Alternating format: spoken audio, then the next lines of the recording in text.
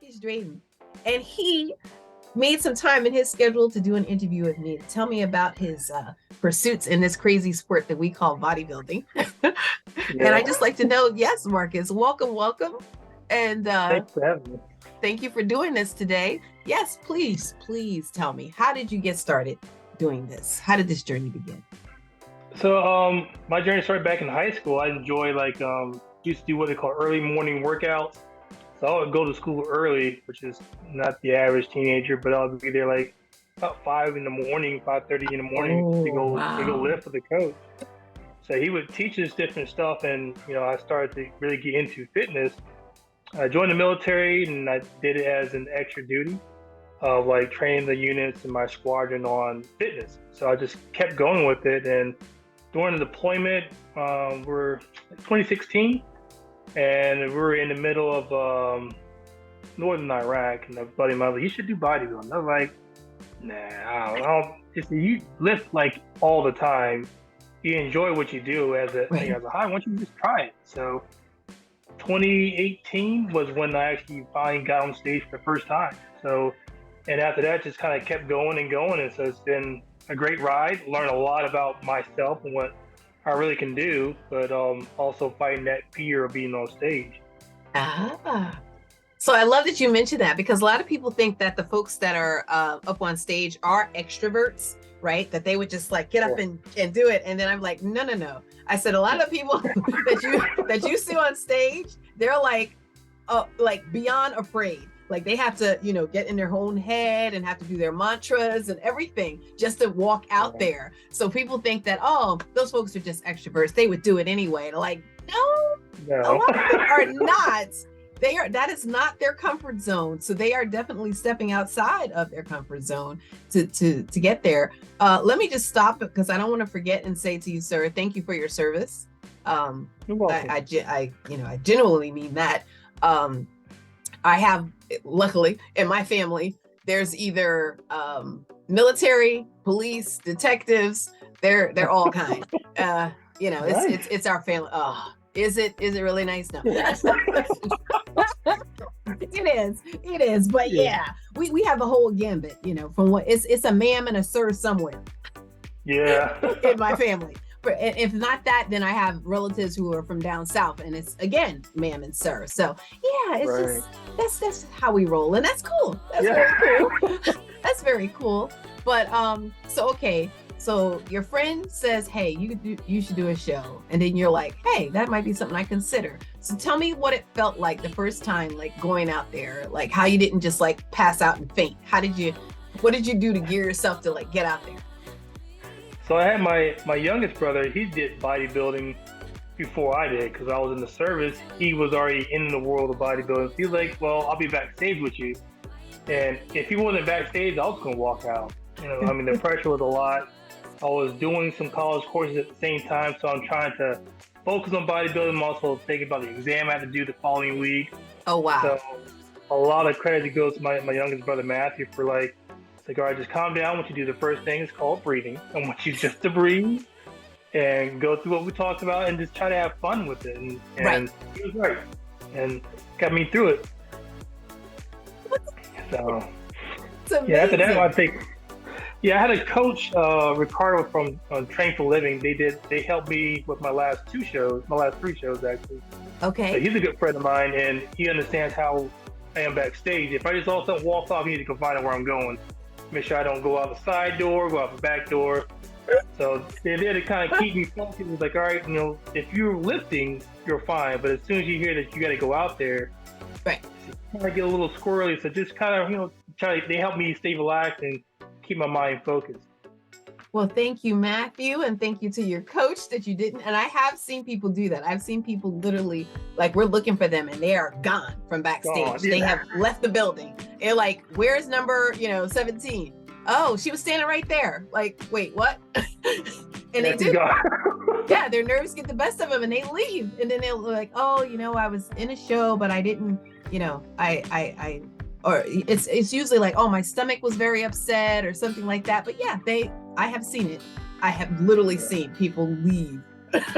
and you're 2 seconds from being on stage. What do you mean they left? Yeah. So I'm glad that you conquered that fear. Look at you. And you hung in there and you got on stage. So what's next for you? What are you doing for 2023?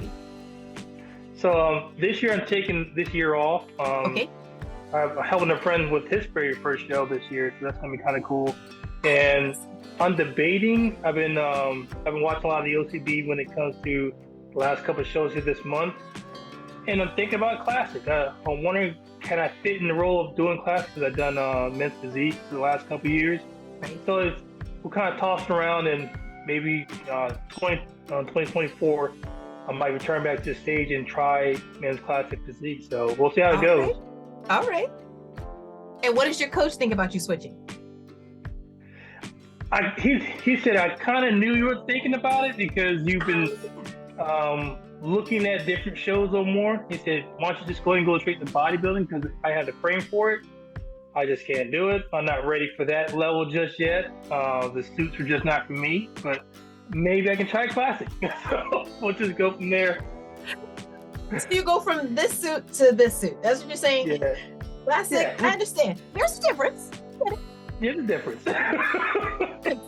And when you're on stage and that's the only material on you, it's very important. So I get it. I totally get it. He's like, yeah. So do you know what show your friend's going to be doing? He's kind of doing, I think, something in it's one of the shows in North Carolina. Okay. So, all right. I make sure he gets his nailed down. It's always good to know when you're planning to do your show, so you can kind of line up your eating habits, because you don't want to be like a hard cut. That's just, from what I learned, is not the best way to go. So right. It should be in North Carolina, I believe. Okay, because our show is in North Carolina, right?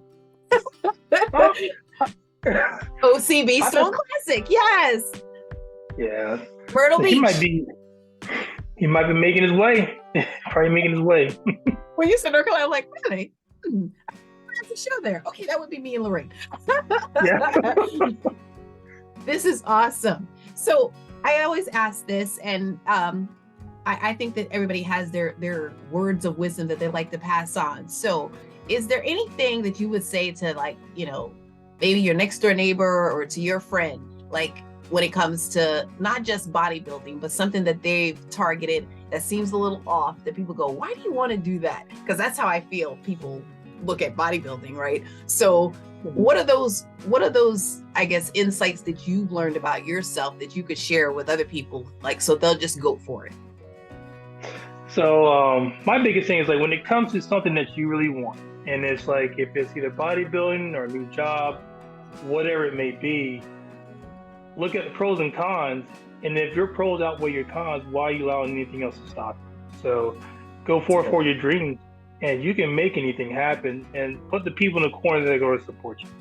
If someone is constantly negative, and then like they're opposing your corner, nothing against them, but you probably need to find someone else that's going to help you make it, because negativity will slow you down. Yeah. That's true. That's true. Stay with the positive. I get it. Oh gosh, I'm not gonna remember the author. There's a lady, she's like a coach, and she says the same thing. She says she actually goes through her clothes once a year, like, and cleans out her closet, like, just, things that aren't fitting right. She goes, but she takes it to another level. She says she goes through her friends. I was like, oh my gosh. But I was like, I've never done that, but I was like, I can understand what she's saying, because like you said, if it's not positive for you, it's not going to stop you, but it will slow you down. And we want that traction to keep going, right? We don't want it to be like, stop, slow, stop. So we want full steam ahead. So sometimes you might have to review, think about what you really want. Yeah. Right. I was like, oh, I never even thought of that, because I just take, like you said, it's a friend. Oh, of course they want the best for me. But sometimes just those questions of doubt that folks can put in your head make you kind of slow down or maybe step back a little bit. And we don't need that. We definitely don't need that. We need to be full-fledged ahead, like target. Well, this is awesome. I love that you're taking, the things that you've learned and you're helping someone else with it. did you tell him, you know, how addicting this is? Because you could start with just, you know, one little show, one little thing. Next thing you know, like, I'm doing this, and I'm Yeah. Like, I kind of gave him a little bit about it. He's like, well, I just want to do one show. I said, okay, we'll see. Why you say it like that? I'm like, I mean, you'll see. Once it's all said and done, and your wife says, you know, that you look great, and you might do another show. I said, yeah. But it only takes one. It only takes one, and then you're like, oh, like, yeah. So it only takes one. Well, I am so glad to be able to spend time with you. Is there anything else that you'd like to share for today? No, thank you for having me. I think it was really neat. It's my first time doing an interview like this, so I was kind of excited. I told my coach, told my friends, hey, I got an interview. I got to do something really important here at 12 on Sunday. It's like, you're really into this. I said, I've never done one, so this is great. Thank you for having me. Oh, thank you for doing this. I love doing this, and I love that you guys, you know, will share your stories and, like I said, be motivational to other people.